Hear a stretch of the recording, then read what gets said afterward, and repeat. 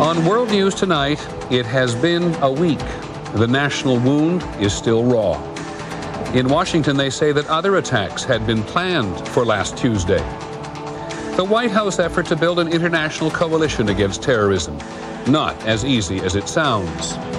The Bush administration says it will do something for the nation's airlines, hurting financially, and an outburst of patriotism in ways large and small. From ABC News World Headquarters in New York, this is World News Tonight with Peter Jennings. Good evening, everyone. Yes, it has really been 7 days, though every time we look at Ground Zero and at the Pentagon, and every time millions of us here and in the rest of the world think of what happened, it seems so immediate. The country has been wrapped up in this disaster in every imaginable way. 7 days from this to this. And as the result of all the violence last Tuesday, 5,807 people are missing or dead. This morning, in many places at the moment it happened, including the White House, there was a moment of silence.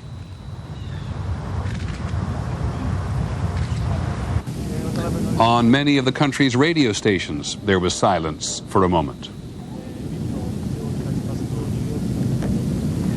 And then the country went on.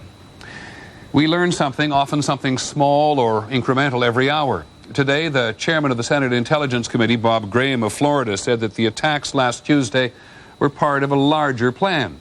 And the Attorney General said today there was a possibility that terrorists planned to hijack more than 4 planes last Tuesday. So we begin with the state of the investigation as best we know it. Here's ABC's Brian Ross. Brian? Peter, people at the FBI say their massive investigation has developed substantial leads, including a suspect list of some 190 people, 37 of them flight trained. FBI agents are investigating whether there were other terrorists with other plans on that day a week ago. We are looking at the possibility that there may have been more than 4 planes targeted for hijacking. For example, the investigation has led the FBI to issue a warning to the pilots of crop dusters to be on the lookout for suspicious activity. And no such planes are allowed near the country's 30 largest cities. Out of apparent fear, a chemical attack of some kind could be launched. Law enforcement authorities in a number of states also have been told that a possible terrorist strike might be carried out using a fire truck or ambulance loaded with explosives. And FBI agents are investigating whether terrorists had already booked seats on at least one future flight on September 22nd out of San Antonio, Texas, a flight that has now been canceled. We do believe that there are associates of the hijackers that have connections to terrorist organizations that may still be in the United States. Meanwhile, federal prosecutors working out of this suburban New York courthouse in White Plains quietly arraigned at least 4 people yesterday on material witness charges. One of them, a known associate of Osama bin Laden, who was taken into custody August 17th after a flight school in Minnesota became suspicious.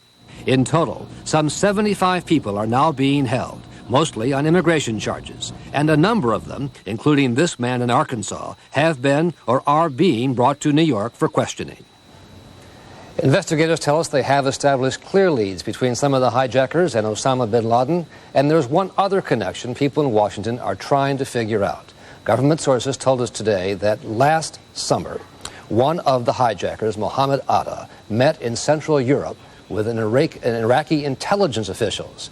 But officials don't know if that has anything to do with last week's attacks. Thanks, Brian. Brian Ross.